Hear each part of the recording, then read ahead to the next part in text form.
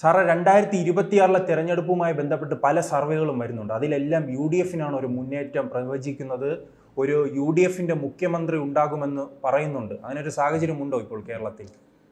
അങ്ങനെ ഉണ്ടോയെന്ന് ചോദിച്ചു കഴിഞ്ഞാൽ അതിൻ്റെ കാര്യം എന്താ, ഒരു ഭരണവിരുദ്ധ വികാരമുണ്ടെന്നുള്ളതിൻ്റെ അടിസ്ഥാനത്തിലാണ് ആ പറയുന്നതൊക്കെ. അതൊന്നും അത്ര നിസ്സാരമൊന്നുമല്ല കേട്ടോ. ഇവർ വിചാരിക്കുന്നത് ഇവർക്ക് സംശയം എന്തുകൊണ്ടാണെന്ന് അറിയാമോ? ഇപ്പം കാരണം സാധാരണഗതിയിൽ LDF, UDF, LDF ഇങ്ങനെയാണ് ഭരണം മാറി മാറി വന്നുകൊണ്ടിരിക്കുന്നത്. ഇപ്പം 2ാം തവണയും പിണറായി കിട്ടി, 3ാം തവണയ്ക്ക് വേണ്ടിയും അവർ അണ്ടർഗ്രൗണ്ട് വർക്കുകളൊക്കെ നടന്നുകൊണ്ടിരിക്കുകയാണ്. അതുകൊണ്ടാണ് ഇവർക്ക് ഈ ചില സംഖ്യകളൊക്കെ പറഞ്ഞുകൊണ്ട് ഇവർ ഇത് കിട്ടും എന്നുള്ള കണക്ക് കൂട്ടൽ ഉണ്ടാക്കി വെച്ചിരിക്കുന്നത്. ഈ പറഞ്ഞ് ചില കാര്യങ്ങളൊക്കെ സ്ഥാപിച്ചെടുക്കാമല്ലോ. ഇപ്പോൾ UDF വരും ഇത്ര സീറ്റ് നേടും എന്ന് പൊതുവെ ഒരു ട്രെൻഡ് ഉണ്ടാക്കി കഴിഞ്ഞാൽ അങ്ങനെ ആയിത്തീരും. കോൺഗ്രസിന്റെ മുതിർന്ന നേതാക്കൾ പറയുന്നത് നിങ്ങൾ പണിയെടുക്കേണ്ട, നിങ്ങൾ ഐക്യപ്പെട്ടാൽ മതി എന്നാണ് പറയുന്നത്. ഐക്യം ഉണ്ടായാൽ തന്നെ ജനങ്ങൾ അങ്ങ് വോട്ട് ചെയ്യുമെന്നാണ് പറയുന്നത്. ഐക്യം കോൺഗ്രസിനില്ല, അത് വേറെ കാര്യം. ഈ 2001 നിയമസഭാ തെരഞ്ഞെടുപ്പിൽ മാത്രമാണ് കോൺഗ്രസ്സിന് 63 സീറ്റുകൾ ലഭിക്കുന്നത്. അത് ചരിത്രത്തിൽ ആദ്യമായിട്ട്.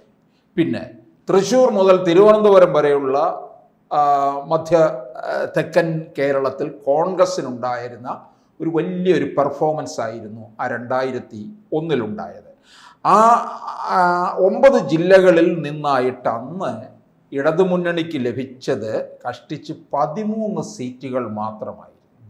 അപ്പോൾ 2001 കോൺഗ്രസിൻ്റെ ഒരു തകർപ്പൻ വിജയമാണ്.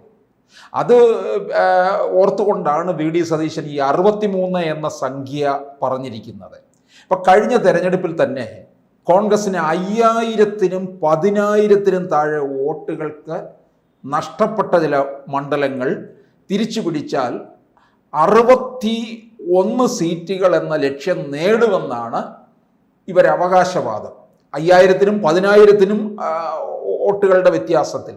പിന്നെ കോൺഗ്രസ് 5000-നും 10,000-നും താഴെ വോട്ടുകൾക്ക് പരാജയപ്പെട്ട മണ്ഡലങ്ങൾ എന്ന് പറയുന്നത് 23 മാത്രമാണ്. അതായത് 2021 തെരഞ്ഞെടുപ്പിൽ ആദ്യം 5000-ൽ താഴെ വോട്ടുകൾക്ക് കോൺഗ്രസിന് നഷ്ടപ്പെട്ട മണ്ഡലങ്ങൾ 12 എണ്ണമുണ്ട്.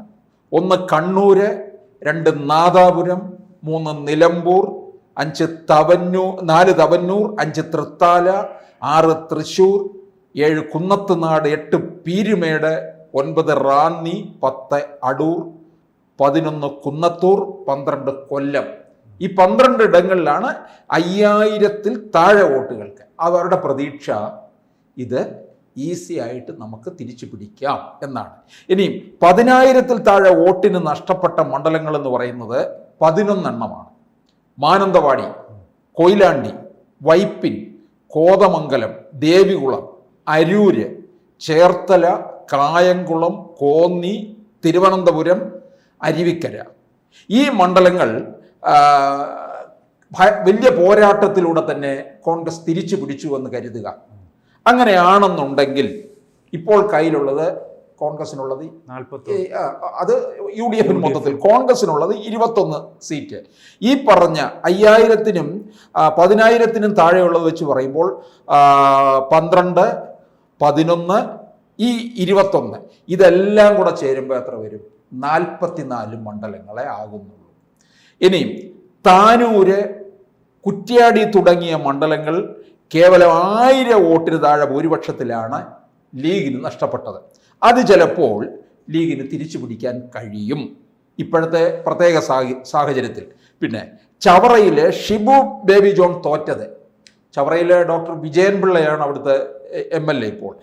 ഷിബു ബേബി ജോൺ തോറ്റത് കഷ്ടിച്ച് 1000 വോട്ടിനാണ്. അതും തിരിച്ചു പിടിക്കാം എന്ന് കരുതുന്നുണ്ട്.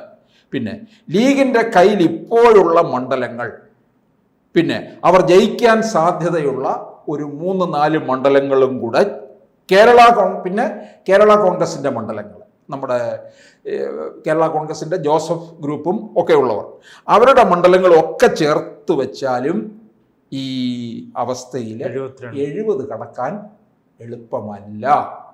അപ്പോൾ UDFന്റെ കാര്യം പരിങ്ങലിൽ തന്നെയാണെന്ന് പറയേണ്ടിയിരിക്കുന്നു. അപ്പോൾ ചോദിക്കാം, ഭരണവിരുദ്ധ വികാരം ഇല്ലേ? ഭരണവിരുദ്ധ വികാരമുണ്ടല്ലോ, എത്ര അത് പ്രതിഫലിക്കും? ചേലക്കരയിൽ മണ്ഡലം കൈവിട്ടു പോകും എന്നൊക്കെ ഉറക്കെ പറഞ്ഞുകൊണ്ട് നടന്നവരാണല്ലോ. ഭരണവിരുദ്ധ വികാരമുണ്ട്, അവിടെ 10-12,000 വോട്ടിനാണല്ലോ അവിടുത്തെ പ്രദീപ് കുമാർ ജയിച്ചത്. അപ്പോൾ ഇവർക്ക് സാധ്യത കുറവാണ്. പ്രത്യേകിച്ച് കോൺഗ്രസിൽ ഇത്തരത്തിൽ അനൈക്യം, മുഖ്യമന്ത്രി സ്ഥാനാർത്ഥികൾ നിരന്നു നിൽക്കുന്നു. ഈ അവസരത്തിൽ LDF ഒന്നുകൂടെ ശക്തരായി മാറുന്നു. പിണറായി തന്നെ പടം നയിക്കും എന്നുള്ള ഒരു സ്റ്റേജിലേക്ക് കാര്യങ്ങൾ എത്തി നിൽക്കുകയാണ്. അതിനുള്ള തന്ത്രങ്ങളാണ് പാർട്ടി സമ്മേളനങ്ങളിൽ രൂപം കൊള്ളാൻ പോകുന്നത്. അവർ പുതിയ ചില തന്ത്രങ്ങൾ ആവിഷ്കരിക്കും.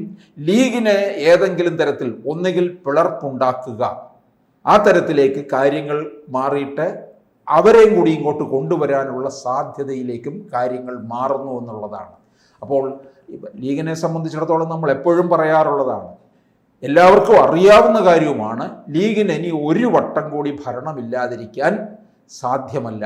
അപ്പോൾ അത് ഇവർക്കിവിടെ പക്ഷേ ഈ കഴിഞ്ഞ ലോക്സഭക്കിന്റെ അത് വെച്ച് നോക്കുമ്പോൾ 110 മണ്ഡലങ്ങളിൽ കോൺഗ്രസ് മുന്നിലാണ്. ലോക്സഭാ തെരഞ്ഞെടുപ്പ് വെച്ച് കാര്യങ്ങൾ നമുക്ക് വിലയിരുത്താൻ പറ്റത്തില്ല. വ്യത്യാസമാണ്, എപ്പോഴും വ്യത്യാസമാണ്. ഇനിയിപ്പോൾ നമ്മൾ ഈ പറഞ്ഞ കണക്ക് പഞ്ചായത്ത് തെരഞ്ഞെടുപ്പ് വെച്ച് ഇതിനെ കണക്ക് കൂട്ടാൻ പറ്റുമോ? നിയമസഭാ തെരഞ്ഞെടുപ്പ് ഒരിക്കലും പറ്റില്ല. ഇപ്പോൾ പഞ്ചായത്ത് തെരഞ്ഞെടുപ്പിൽ ഇപ്പൊ ഇവർ പറയും, LDF പറയും ഞങ്ങൾക്കായിരുന്നു മുൻതൂക്കം ഉപതെരഞ്ഞെടുപ്പ് നടന്നിടത്ത്. കോൺഗ്രസിന് വലിയ പരാജയമായിരുന്നു. പക്ഷെ അത് തിരിച്ചും വരാം. അത് തദ്ദേശ സ്ഥാപനങ്ങളിലേക്കുള്ള തെരഞ്ഞെടുപ്പാണ്. മറിച്ച് കോർപ്പറേഷനകത്ത് ചില കാര്യങ്ങൾ പറയാം. ഇപ്പൊ തിരുവനന്തപുരം കോർപ്പറേഷൻ BJP പിടിച്ചു എന്ന് വിചാരിക്കാം. അങ്ങനെയാണെന്നുണ്ടെങ്കിൽ നമുക്ക് കണക്ക് കൂട്ടാം, BJP തിരുവനന്തപുരത്ത് ചില സീറ്റുകൾ നിയമസഭയിലേക്ക് ഉറപ്പിക്കും എന്ന് കണക്ക് കൂട്ടാം. പക്ഷേ പഞ്ചായത്ത് തലത്തിൽ വരുമ്പോൾ സ്ഥിതി മാറും. അവിടെയൊക്കെ എന്ന് പറയുമ്പോൾ വ്യക്തിപരമായിട്ട് അവിടെ വോട്ട് ചിതറിപ്പോകുന്നതാണ് മുൻകാലങ്ങളിലും കണ്ടിട്ടുള്ളത്. ഇനിയുള്ള കാലങ്ങളിലും അതൊക്കെ തന്നെയായിരിക്കും അവിടെ സംഭവിക്കാൻ പോകുന്നത്. അപ്പോൾ ഇവരുടെ ഈ സംഖ്യ എന്ന് പറയുന്നത് അത്ര, ഇപ്പം നമ്മളിവിടെ പറഞ്ഞു ഈ 5000-ൽ താഴെ വോട്ടുകൾക്ക് കോൺഗ്രസിന് നഷ്ടപ്പെട്ട മണ്ഡലങ്ങൾ, പിന്നെ 10,000-ൽ താഴെ വോട്ടിന് നഷ്ടപ്പെട്ട മണ്ഡലങ്ങൾ. അല്ല, അങ്ങനെ ഇരിക്കുമ്പോൾ ഈ ജോസ് കെ മാണി അടക്കമുള്ളവർ മറുകണ്ഠം ചാടുകയാണെങ്കിൽ അത് UDF-ന് ഗുണം ചെയ്യുമല്ലോ. UDF-ന് അത് ചിലപ്പോൾ ഒരു പക്ഷേ സാധ്യത കാണുന്നുണ്ട്. പിന്നെ എപ്പോഴും ഇങ്ങനെ ജോസ് കെ മാണി ഇങ്ങനെ ചാടി നടക്കുന്നത് കൊണ്ടും ചിലപ്പോൾ ക്രൈസ്തവ വിഭാഗം മുഴുവനായിട്ട് ചേർത്ത് നിൽക്കണമെന്നില്ല. ശ്രേയംസ് കുമാറിന്റെ പാർട്ടി അടക്കമുള്ളവർ കുറെ നാളുകളായി തന്നെ ഇങ്ങനെ ചാടി നിൽക്കുകയാണ്. പിന്നെ ഈ 5000-നും 10,000-നും താഴെ വോട്ടുകൾക്ക് മാത്രം തോറ്റ ഇടങ്ങൾ തിരിച്ചു പിടിക്കാമെന്ന് നമ്മളൊന്ന് പറഞ്ഞാൽ പോരാ. അവിടെ ഇറക്കുന്ന സ്ഥാനാർത്ഥികൾ അത്രയും കരുത്തന്മാരായിരിക്കണം. കോൺഗ്രസ്സുകാരാണ്. ഇവർക്ക് അവസാനം വരെയും സീറ്റിന്റെ കാര്യത്തിൽ വലിയ തർക്കവും അടിപിടിയും കലഹവും ഒക്കെയാണ്. പക്ഷേ CPM എന്ത് ചെയ്യും? ഇത് മുന്നിൽ കണ്ടുകൊണ്ട് തന്നെ ഈ സീറ്റ് നിലനിർത്താൻ വേണ്ടി അവർ വളരെ കണക്ക് കൂട്ടി തന്നെ അത്തരത്തിലുള്ള സ്ഥാനാർത്ഥികളെ ഇറക്കുമെന്നുള്ളതാണ്. അത് ഇവർ നോക്കിയിട്ട് മാത്രമേ അത്തരത്തിലുള്ള കളി നടക്കത്തുള്ളൂ. അല്ലെന്നുണ്ടെങ്കിൽ പിന്നെയും പരാജയമാണ്. അപ്പോൾ UDF-നെ സംബന്ധിച്ചിടത്തോളം അത്ര നിസ്സാരമല്ല ഈ 2026-ലെ തെരഞ്ഞെടുപ്പ്. ഭരണവിരുദ്ധ വികാരമൊക്കെ അതൊക്കെ മാറും. ഇതിനകത്ത് നോക്കിക്കോ, പിണറായി വിജയൻ ഉണ്ടാക്കാൻ പോകുന്ന തന്ത്രങ്ങൾ വളരെ വലിയ രീതിയിൽ തന്നെയായിരിക്കും. ഭരണം മൂന്നാമതും പിടിച്ചു നിർത്തുക എന്നുള്ളത്. ഇനിയിപ്പോൾ BJP ഒരല്പം സ്പേസ് ഉണ്ടാക്കും. അത് ആർക്ക് നഷ്ടമായിട്ട് വരും? ഈ കോൺഗ്രസിന് നഷ്ടമായിട്ട് വരും. അതുപോലെ BJP കുറേയധികം വോട്ട് കൊണ്ടുപോയി എന്ന് LDF മനസ്സിലാക്കുന്നുണ്ട്. അല്ല, നാം തിരുവനന്തപുരം തന്നെ എടുത്താൽ ഇപ്പോൾ നിയമമണ്ഡലത്തിൽ BJP ജയിക്കുമെങ്കിൽ അവിടെ സീറ്റ് നഷ്ടമാകാൻ പോകുന്നത് LDF-നാണ്. ഇപ്പോൾ വട്ടൂർക്കാവിലാണെങ്കിൽ LDF-നാണ്. അതോടൊപ്പം തന്നെ കഴക്കൂട്ടത്താണെങ്കിൽ അത് LDF-നാണ്. പിന്നീട് തൃശ്ശൂരാണെങ്കിൽ LDF-നാണ്. അങ്ങനെ പല LDF-ന്റെ മണ്ഡലങ്ങളിലല്ലേ BJP ഇപ്പോൾ വലിയ സ്വാധീനമുള്ളത് ഉണ്ട്. കാരണം ഇപ്പൊ നമ്മൾ ആലപ്പുഴയിലെ പറഞ്ഞില്ലേ, ധാരാളം ഈഴവ വോട്ടുകൾ പോയി എന്ന് പാർട്ടി തന്നെ സമ്മതിക്കുന്നുണ്ട്. ഇവരെയൊക്കെ തിരിച്ചു പിടിക്കാനായിട്ട് പാർട്ടി സമ്മേളനങ്ങളിൽ വലിയ ചർച്ചയൊക്കെ നടന്നു കഴിഞ്ഞു. ഇനി സംസ്ഥാന സമ്മേളനത്തിലും അതിനെപ്പറ്റി ചുറ്റിപ്പറ്റിയുള്ള ചർച്ചകളും കാര്യങ്ങളും ഏത് തരത്തിലാണ് മുമ്പോട്ട് നീങ്ങേണ്ടത് എന്നുള്ളതിനെ പറ്റിയുള്ള തീരുമാനമുണ്ടാകും. അതും കൂടിയൊക്കെ ആയി കഴിയുമ്പോൾ ഈ UDF-ന്റെ പ്രതീക്ഷ ആ സ്ഥാനത്താകുമോ എന്നുള്ളതാണ് ഇനിയിപ്പം അറിയേണ്ടത്. ആഞ്ഞു പിടിച്ചാൽ UDF കാര്യങ്ങൾ നടക്കുകയുള്ളൂ എന്നുള്ളത് ഉറപ്പാണ്. കൂടുതൽ വാർത്തകളും വിശേഷങ്ങളും നിങ്ങളിലേക്ക് എത്താൻ ABC മലയാളം സബ്സ്ക്രൈബ് ചെയ്യുക, ബെൽ ബട്ടണും അമർത്തുക.